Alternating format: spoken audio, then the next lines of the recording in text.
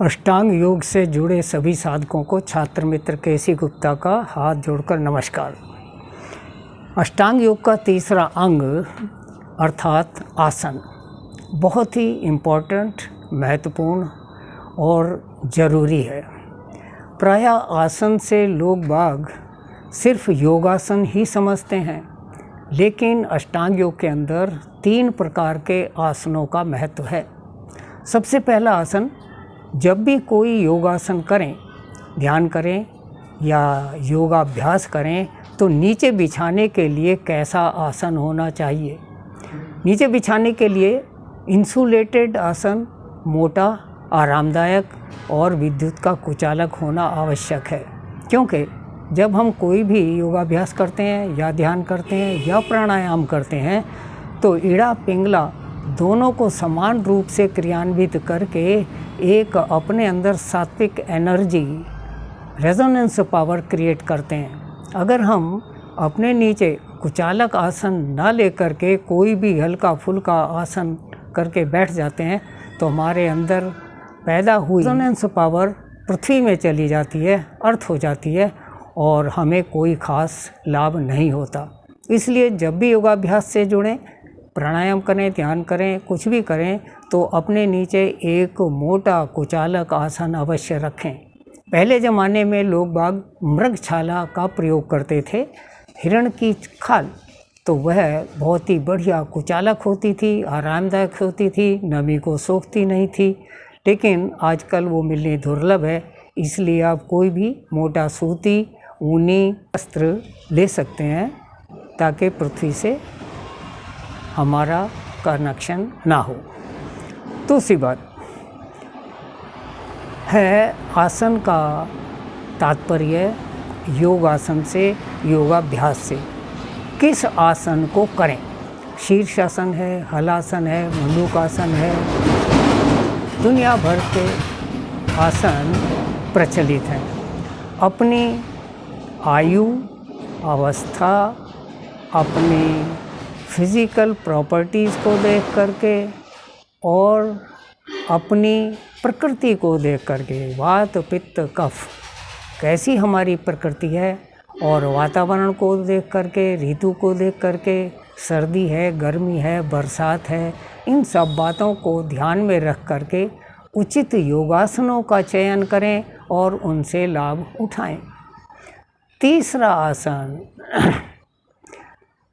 ये समझना भी बहुत आवश्यक है। इस आसन का अर्थ है कि किस आसन में बैठें। प्रायः लोग बाग जब भी कोई धार्मिक अनुष्ठान करते हैं तो सुख आसन में बैठते हैं, आलथी पालथी मारकर। लेकिन सबसे बढ़िया यौगिक आसन है सिद्ध आसन। सिद्ध आसन में बैठने के लिए हम क्या करते हैं, बाईं पैर की एड़ी को सीवनी से अर्थात मलद्वार और मूत्र द्वार दोनों के बीच में अच्छी तरह सटाकर और दाएं पैर की एड़ी को मूत्रेंद्रिय के ऊपर सटा करके बैठते हैं।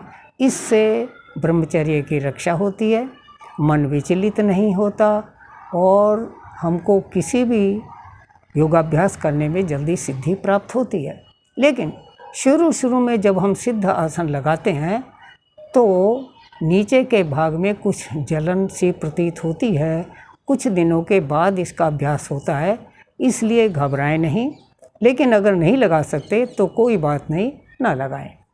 दूसरा सबसे बढ़िया आसन है वज्रासन, अर्थात दोनों पैरों को मोड़कर नितंबों के नीचे लगाकर और उसके ऊपर कमर सीधी करके बैठें।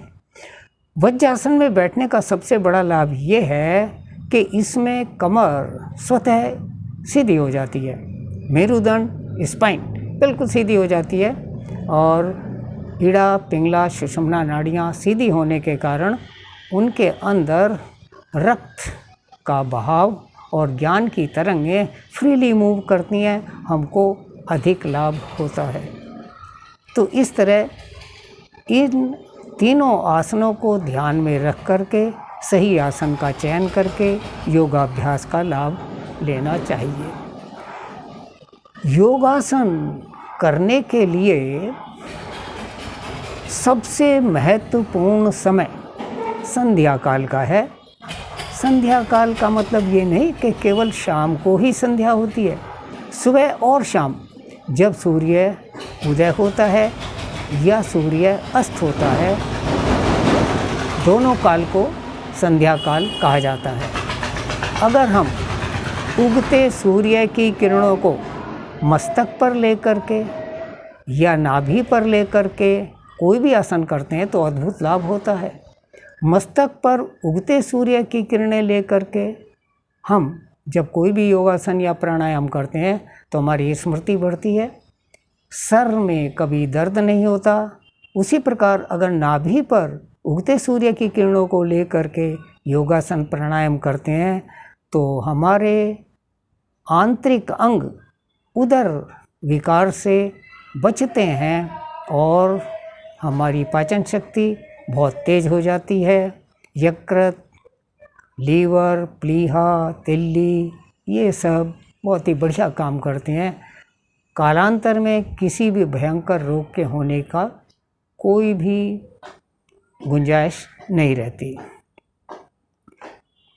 और दूसरी बात, शाम को भी डूबते सूर्य के समय अगर आप लोग खुली हवा में बैठ कर के योगासन करते हैं तब भी उसका बहुत फ़ायदा होता है। लेकिन किसी भी टाइम आसन करें, पेट खाली होना चाहिए, अर्थात खाना खाने के कम से कम 4 घंटे के बाद ही करें, खाना खाने से पहले करें। दूध पीने के 2 घंटे बाद भी योगासन किया जा सकता है। पानी का कोई ख़ास प्रतिबंध नहीं है। पानी पीने के 2-4 मिनट के बाद भी आप कोई भी योगासन या प्राणायाम कर सकते हैं। लेकिन सॉलिड खाना खाने के 4 घंटे से पहले योगासन या प्राणायाम नहीं करना चाहिए। केवल अनुलोम विलोम प्राणायाम खाना खाने के फ़ौरन बाद भी किया जा सकता है। उसमें क्या है कि बिल्कुल आराम से सांस लेंगे, आराम से छोड़ेंगे, सिर्फ नासिका को चेंज करेंगे। लेकिन अगर पेट खाली है तो पूरा सांस खींचेंगे, पूरा सांस छोड़ेंगे, अर्थात इंटरनल ऑर्गन्स की अच्छी एक्सरसाइज करेंगे। लेकिन ना करने से बेटर है कि अगर हम खाना खाने के बाद भी प्राणायाम करते हैं तो गहरा नहीं खींचेंगे, ना गहरा छोड़ेंगे, आराम से जैसे हम सांस लेते हैं वैसे ही लेंगे और छोड़ेंगे। मैं प्रतिदिन खाना खाने के बाद 10 मिनट वज्रासन में बैठकर आनापान करता हूँ और शुरू के 3 मिनट सूर्य भेदी प्राणायाम करता हूँ। सूर्य भेदी प्राणायाम करने से आमाशय को अधिकतम ऊर्जा मिलती है, जठराग्नि प्रदीप्त होती है, खाना हजम होता है और कोष्ठबद्धता अर्थात कब्ज की कोई गुंजाइश नहीं रहती।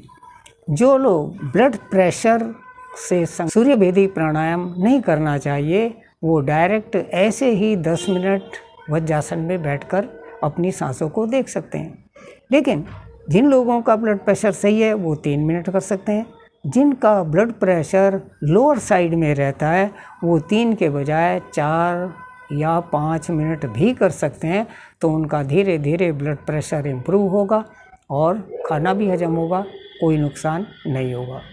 10 मिनट खाना खाने के बाद तीनों टाइम जो आदमी वज्रासन में बैठकर सांसों को देखता है उसको जल्दी से कोई बीमारी नहीं लगती और पेट तो खराब कभी होता ही नहीं।